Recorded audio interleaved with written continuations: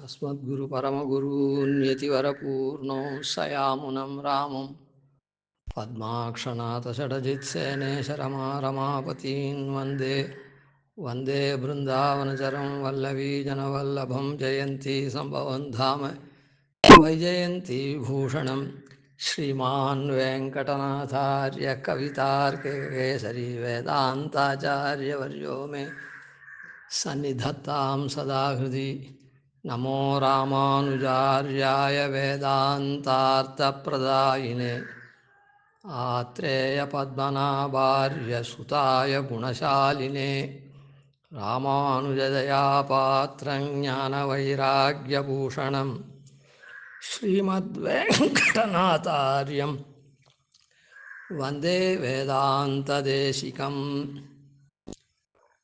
இந்த தேசிகனுடைய வைபவத்தில் தேசிகனுடைய தனியன் வாழி திருநாமங்கள் அப்படியே அனுபவிச்சுட்டு வரச்சு. தேசிகன் அவருடைய மாத்துலரான ஆச்சாரியனுடைய தனியனை அனுசந்தானம் பண்ணார் அப்படின்னு சொல்லி அந்த தனியனுக்கு அர்த்தம் அதான் அது அனுசந்தானத்தில் அப்படியே இருக்குது. அதுக்கு அர்த்தத்தை அனுசந்தித்தோம்.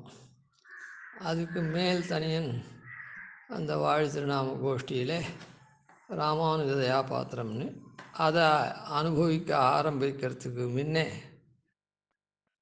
அப்புள்ளார் தனியனில் விசேஷித்து தேசிகன் ஆச்சாரியனுடைய தனியனில் விசேஷித்து வேதாந்தார்த்த பிரதாயினே அப்படின்னு ஆச்சாரியர்கள் நமக்கு என்ன பண்ணுறா, வேதாந்தார்த்த பிரதாவாக இருக்கா. வேதாந்தார்த்தத்தை நமக்கு கொடுத்து அனுஷ்டிக்க வைக்கிறா. அந்த விஷயத்தில் இந்த காலத்தில் இந்த யூடியூப் இல்லை ஃபேஸ்புக் தெரியல இன்னும் என்னென்ன சாதனமோ எதுலையோ ஒரு துண்டான விஷயம் அது எவ்வளோ பெருசோ அதான் எவ்வளோ நாள் சொல்லப்பட்டதோ தெரியாது. அது ஒரு நிமிஷம் ஆன மாதிரி, ஒரு நிமிஷம் 2 நிமிஷம் தெரியல, அந்த மாதிரி அளவுக்கு ஒரு துண்டான விஷயத்தை அது பார்த்து அதான் கேட்கும்படியான ஒரு பிரசக்தி ஏற்பட்டது. அந்த விஷயத்தில் என்ன சொல்லப்பட்டது அதெல்லாம் இந்த காலத்தில் வைரலாக பரவுறதுன்றாலே அந்த மாதிரியான ரீதியில் அது எங்கேருந்தோ ஒரு பாகத்தை எடுத்து போட்டிருக்காளோ என்னமோ அப்படின்னு தான் நினைக்கிறேன். சரி, அதை பற்றி டீட்டெயிலாக வேண்டாம். அதனால் அதில் சொல்லப்பட்டது என்னென்னா, ராமானுஜ சம்பந்தம் பெற்றவாளுக்குத்தான் மோட்சம் அப்படின்னு பெரிய பெருமாள் சொல்லிட்டார். அந்த ராமானுஜ சம்பந்தம் பின்னிட்டு 1000 இனிமேட்டு எப்படியே போகிற காலத்தெல்லாம் வரவாளுக்கு எப்படி வரும் அப்படின்னு சொன்னால், அதுக்காக ராமானுஜனே ஒரு வழி ஏற்பாடு பண்ணிவிட்டார். 74 சிம்மாசனாதிபதிகளே. அந்த 74 சிம்மாசனாதிபதிகளுடைய வழியில் வராளே அவாதான் அவாகிட்டத்தான் நாம் பஞ்சசம்ஸ்காரம் பண்ணிக்கணும். அந்த பஞ்சசம்ஸ்காரம் பண்ணிக்கிறதுனால ராமானுஜ சம்பந்தம் ஏற்பட்டு போகிறது. ஏற்பட்டதுனால மோட்சம் வந்துடும், பெருமாள் கொடுத்துட்றான் அப்படின்றது. அதில் அந்த 74 சிம்மாசனாதிபதிகளுடைய வழியில் வந்தவா, பரம்பரையில் வந்தவா அப்படின்னு அதில் பொதுவாக தான் சொல்லியிருக்குது. தெரியல, அதில் ஒன்றும் வியக்தமாக தெரியல. ஆனால் அனுஷ்டானத்தில் இதை சொல்கிறவா என்ன பண்ணிட்டு இருக்கான்னா, ஜன்ம சந்ததியில் தான் அந்த 74 சிம்மாசனாதி பரம்பரையை கொண்டாடி அங்கே அந்த ஜன்ம சந்ததியில் இருக்கவாக்கிட்ட தான் சமாஷணாதிகள் பண்ணிக்கிறார், இந்த பஞ்சசம்ஸ்காரத்தை பண்ணிக்கிறார். ஆனால் ஆன மாதிரி இல்லை, ஞான சந்ததியில் ஆச்சாரிய அதான் பரம்பரை வரும். கேவல ஜன்ம சந்ததி மாத்திரம் கிடையாது. 74 சிம்மாசனாதிகளுடைய பிள்ளை பேரன் அப்படின்னு பிரப்ரௌத்திரன் அப்படின்னு வர்றது மாத்திரம் இல்லை, ஜன்ம சந்ததி மாத்திரம் இல்லை, ஞான சந்ததியும் உண்டு. ஆச்சாரியம் அவளும் பண்ணலாம். 74 சிம்மாசனாதிகள் வம்சத்தில் வரவாளே கூட, ஜன்ம சந்தத்திலே வரவாளே கூட இந்த ஞான சந்தத்தில் முற்பட்டவாளாக இருந்தால், அதாவது ஒருத்தருடைய சுவாமி, ஒரு சுவாமி இருக்கார் 74 சிம்மாசனாதிபதியில் ஒருத்தர், அவருடைய திருக்குமாரர் ஞான சந்தத்தில் பிற்பட்டவர். அந்த சுவாமியின் இடத்துல வந்து திருத்தாக்குனார் சுவாமியின் இடத்துல ஒருத்தர் ஞான சந்தத்தில் முன்பட்டவராக இருந்தால்,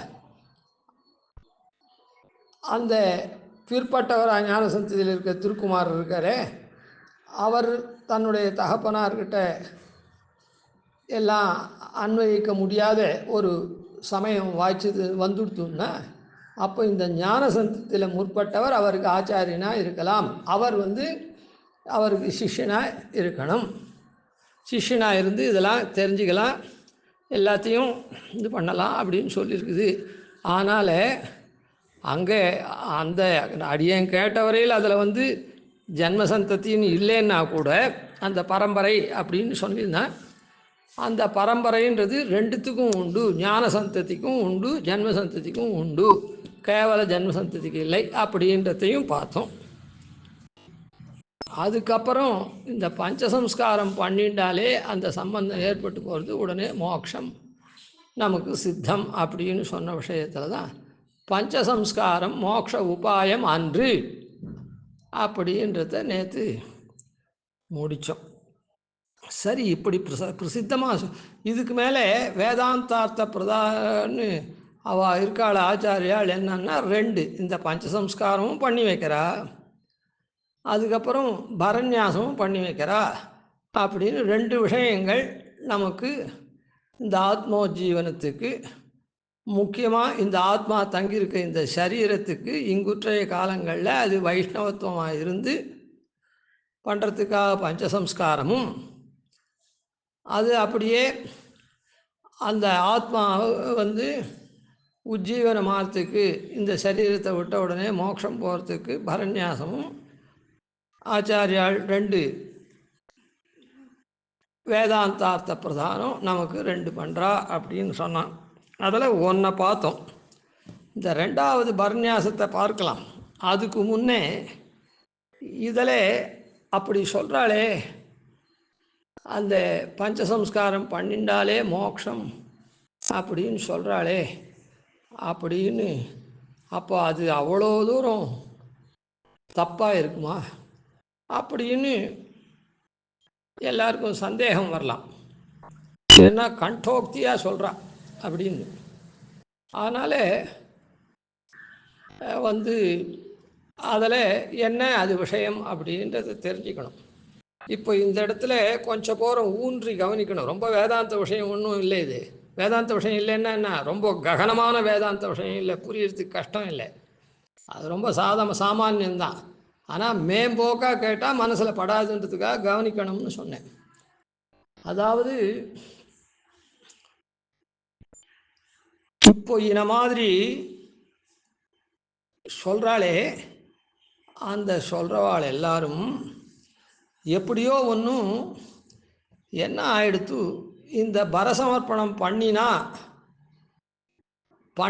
பண்ணாததான் இருக்கணும், பரசமர்ப்பணம்ன்றது பண்ணக்கூடாது அப்படின்றது இந்த ஸ்ரீபாஷ்யக்காரருடைய இரு பிரிவாக இருக்கக்கூடிய சம்பிரதாயத்தில் ஒரு பிரிவில் அப்படியே நன்னா ஊனி போயிருக்கு அந்த விஷயம். பரசமர்ப்பணம் பண்ணக்கூடாது அப்படின்னு அந்த சுவாமி தேசிகன் என்ன பண்ணார், இன்னொரு பிரிவாக இருக்கிறவாளுக்கு பிரபன்னாதன்யேஷான் அதிசதி முகுந்தோ நிஜபதம், பிரபன்னாளை தவிர மற்றவாளுக்கு மோட்சம் கொடுக்கறது இல்லை முகுந்தன் அப்படின்னு அப்படி சொன்னார். ஆனால் அந்த பிரபத்தி பண்ணக்கூடாது அப்படின்னு சொல்கிறார். அதுக்கு பலவிதமான வாதங்களை முன்வைக்கிறார், பலவிதமான வாதங்களை முன்வைக்கிறார். அது முதல் வாதம் எது, ரெண்டாவது வாதம் எதுன்றது தெரியாது, ஏதோ எனக்கு தெரிஞ்ச வரையில் சில வாதங்களை சொல்கிறேன். பிரபத்தி பண்ணினாதான் மோட்சம் பெருமாள் கொடுப்பன், பிரபத்தி பண்ணலைன்னா மோட்சம் கொடுக்க மாட்டான் அப்படின்னு சொன்னால் அவன் சாஸ்திரத்துக்கு கட்டுப்பட்டவனாய் சர்வதந்திர சுதந்திரத்தை இழந்து விடுகிறான் அப்படின்னு ஒரு பெரிய ஒரு விஷயத்தை முன்வைக்கிறான். அதனால் பரசமர்ப்பணம் பண்ணிண்டவனுக்கும் கொடுக்க மாட்டான். பரசமர்ப்பணம் பண்ணிக்காதவனுக்கும் அவன் கொடுப்பான். அப்போ தான் அவனுக்கு நிரங்குச சுவாதந்திரியம் இருக்குதுன்னு அர்த்தம். இல்லைன்னா அவன் சட்டத்துக்கு உட்பட்டவனாக, சாஸ்திரத்துக்கு உட்பட்டவனாகி சர்வதந்திர சுதந்திரத்துவம் போயிடும். அவனுக்கு அந்த சுதந்திரத்துவம் போயிடும் அப்படின்னு சொல்கிறான். அதுக்கு தான் முன்னமே சொல்லியிருக்கோம். அதாவது ஒரு சுதந்திரனாக இருக்கிற ராஜா அவன் நல்லபடியான பிரஜைக்கு பகுமானம் பண்ணுவன். நல்லபடியான பிரஜைகள்லாம் பகுமானம் பண்ணுவோம். வருஷா வருஷம் தீபாவளியும் போது வச்சுக்கோ, வருமே சொல்கிறேன். அதே மாறுதலாக நடக்கிறவாள்லாம் மரண தண்டனை வரையில் விதிப்போம் அப்படின்னு ஒரு அந்தந்த குற்றத்துக்கு தகுந்த மாதிரி தண்டனை விதிப்போம் அப்படின்னு சொல்கிறான்னா, இப்போது அந்த ராஜா இதை மாதிரி நல்லவாளுக்கெல்லாம் பகுமானம் பண்ணுறதும், கெட்டவனுக்கெல்லாம் ஜெயிலில் போகிறது, அது பண்ணுறது, மரண தண்டனை கொடுக்குறது, இப்படி பண்ணால் அந்த ராஜா சுதந்திரன் இல்லை. இந்த சட்ட திட்டங்களுக்கு கட்டுப்பட்டவனாரான் அவன் சுதந்திரன் இல்லை அப்படின்னு யாருன்னா சொல்ல முடியுமா? அப்போ அந்த ராஜா நல்ல பிரஜையும் மரண தண்டனை கொடுப்பான். மரண தண்டனை கொடுக்கக்கூடிய அளவுக்கு தப்பு பண்ணுற பிரஜைக்கும் பகுமானம் பண்ணுவான். அப்போ தான் அவன் சுதந்திரன். இல்லைன்னா ராஜா கட்டுப்பட்டவனாரான் அந்த சட்ட திட்டங்களுக்கு அப்படின்னு சொல்ல முடியுமா? அதுபோல தான் இந்த இடத்துல பெருமாளுடைய சுதந்திரத்துவம் போகவே போகாது. அவன் இந்த மாதிரி சங்கல்பித்து வச்சிருக்கான், சட்டத்தை வச்சிருக்கான். நல்லவனுக்கு நல்லதை பண்ண போகிறான், கெட்டவனுக்கு கெட்டவனை பண்ண போகிறான், அவ்வளோதானே. அப்படின்னு சொன்னால் இந்த சரணாகதி விஷயத்தில் மாத்திரம் இந்த சுதந்திரத்துவம் அவனுக்கு போயிடும். சரணாகதி பண்ணவனுக்கு மோட்சம் கொடுத்தா அவன் கட்டுப்பட்டவனாரான். சரணாகதி பண்ணாதவனுக்கு மோட்சம் கொடுக்காது இருந்தால் அவன் கட்டுப்பட்டவனாரான். அதனால் மாறி பண்ணலாம்.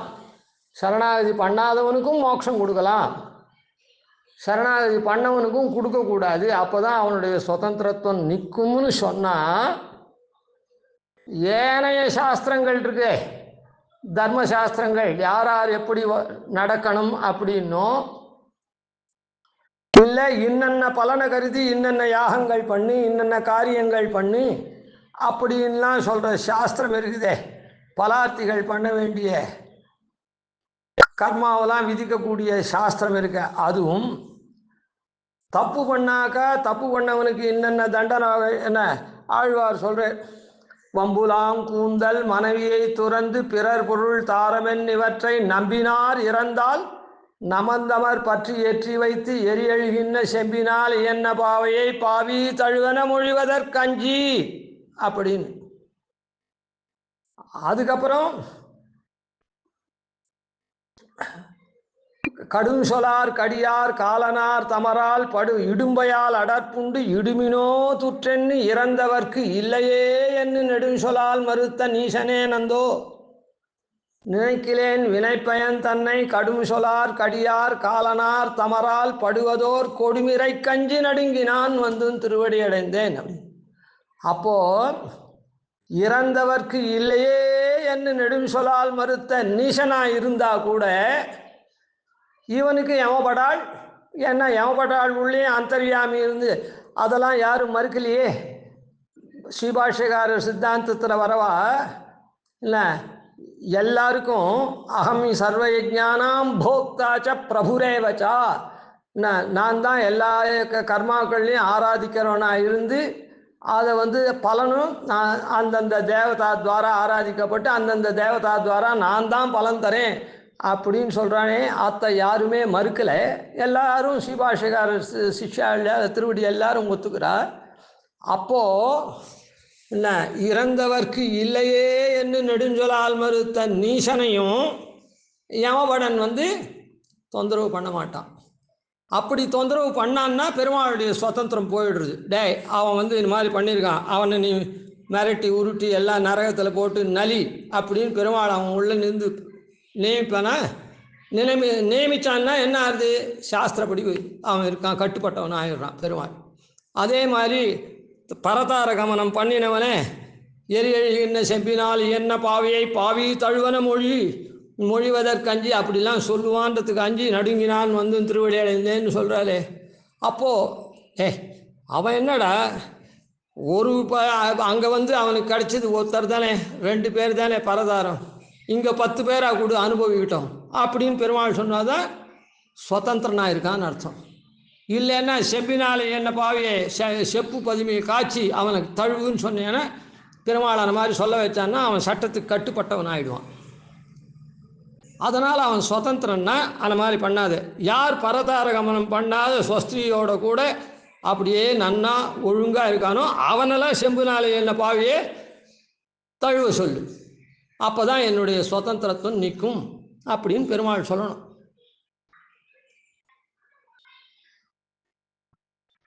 அதனால் எல்லா சாஸ்திரங்களுமே, சாஸ்திரம்னா இதம் குரு இதம் மா குரு அப்படின்னு சொல்கிற சாஸ்திரம் மொத்தம் வியர்த்தமாகிடும். அந்த சாஸ்திரங்களுக்கெல்லாம் அர்த்தமே இல்லாது போயிடும். அந்த சாஸ்திரப்படி நடக்கிறவனுக்கு, சாஸ்திரப்படி நடக்காதவனுக்கு பலனும் அபலனும் உண்டு அப்படின்னு சொல்கிறது மொத்தம் வியர்த்தமாயிடும். சரி, அந்த ஒரு பெரிய விஷயத்தை வைக்கிறான். அதுக்கப்புறம் என்ன சுவாமி, அவனே சரணம் விரஜான்னு சொல்லியிருக்கான். அனுஷ்டான மந்திரத்தில் சரணம் சரணம் பிரபத்தியேன்னு இருக்குதே, பத்துல் தாத்து இருக்குது, அங்கே விரஜ்ஜு தாத்து இருக்குது, இப்படிலாம் இருக்குது. நீர் வந்து சரணாகதி பண்ணவானான்னு சொல்கிறே, அது சரியா அப்படின்னு ஒரு கேள்வி கேட்டாக்கா, பத்துல் தாத்துக்கு கத்தியர்த்தம், விரஜ்ஜு தாத்துக்கும் கத்தியர்த்தம் புத்தியர்த்தம் அப்படின்றதுனால பத்துல் கதவ் விரஜ்ஜு கதவ் அப்படின்னு ரெண்டுத்துக்கும் கத்தியர்த்தம் இருக்குது. கத்தியர்த்தம்ன்றது என்னன்னா நடக்கிறது மாத்திரம் இல்லை, செல்றது மாத்திரம் இல்லை, புத்தியர்த்தம். அதாவது சொல்படி நடக்கிறான் அப்படின்னு சொல்லச்சு நடக்கிறான் நடந்து போகிறான்னு அர்த்தம் இல்லை, அந்த காரியத்தை பண்ணுறான்னு அர்த்தம். ஆன மாதிரி அது கத்தியர்த்தம் வந்து புத்தியர்த்தத்தில் இருக்குது, ஞான விஷயம். அதனால் பெருமாளை நாம் அப்படி தெரிஞ்சு அந்த தெரிஞ்சிக்கிறது தான் அந்த இடத்துல சொல்லப்பட்டிருக்குது. ரொம்ப சுருக்கமாக சொல்கிறேன், அதையும் நான் விவரமாக சொல்லலை. அதாவது அந்த விரஜ்ஜுதாத்துக்கெலாம் என்ன அர்த்தம்னா அந்த ஞான விஷயத்தை தெரிஞ்சுக்கணுமே தவிர அதை அனுஷ்டானம் பண்ணணும்னு சொல்கிறபடி சரணாகதி பண்ணணும்னு சரணம் விரஜா அப்படின்னா சரணமாக தெரிஞ்சுக்கிறது தான். அப்படி சரணமாக தெரிஞ்சுக்கோ அப்படின்னு சொல்கிறான்னு அர்த்தம். சுருக்கமாக சொல்கிறேன். நாம் என்ன சொல்கிறோம், சரணமாக பற்று அப்படின்னு சொல்கிறான்னு நாம் சொல்கிறோம். இப்போது ஆன மாதிரி ஒரு அதுக்கு அர்த்தம் சொல்கிறான். அதுக்கப்புறம் இன்னொன்று பிரபத்தி அப்படின்றது என்னன்னா ஸ்வப்பிரவிற்த்தி நிவர்த்தி பிரபத்தி அப்படின்னு ஒரு அர்த்தம் சொல்கிறான். தன்னுடைய பிரவிற்த்தி ஒன்றும் இல்லாத இருக்கிறது தான் பிரபத்தி. அதாவது என்ன சொல்லியிருக்குது, பிரபத்தி பண்ணிட்டான்னா நியஸ்ய தொத்பாத பத்மே வரதா நிஜபரம் நிர்பரோ நிர்பயோஸ்மி. உன் இடத்துல உன் பாத பத்மத்தை நான் இல்லை திருவடியை தான் வச்சுட்டேன். நெஸ்ய தொத்பாத பத்மே நெஸ்ய வரதா நிஜபரம், என்னுடைய பரத்தை உன் இடத்துல வச்சுட்டேன். அப்புறம் நான் எப்படி இருக்கேன், நிர்பரோ நிர்பயோஸ்மி. ஏன்னா அவனும் மாசுச்சகான்னு சொல்லிட்டான், மோக்ஷ விஷயாமின்னு சொல்லி. அதனால் நான் பரமற்றவனா, இனிமேட்டு நான் ஒரு காரியம் பண்ண வேண்டிய இது இல்லை, எனக்கு ஒன்றும் பொறுப்பு இல்லை, உங்ககிட்ட வச்சுட்டேன். அதுக்கப்புறம் என்ன ஆகிடுமோ ஏதாயிடுமோ அப்படின்ற பயமும் கிடையாது.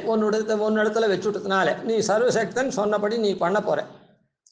அதனால் எனக்கு கர்த்தவிய சேஷமும் ஒன்றும் இல்லை, செய்ய வேண்டிய காரியமும் ஒன்றும் இல்லை. என்ன ஆகிடுமோன்னு நான் பயப்படவும் வேண்டாம்.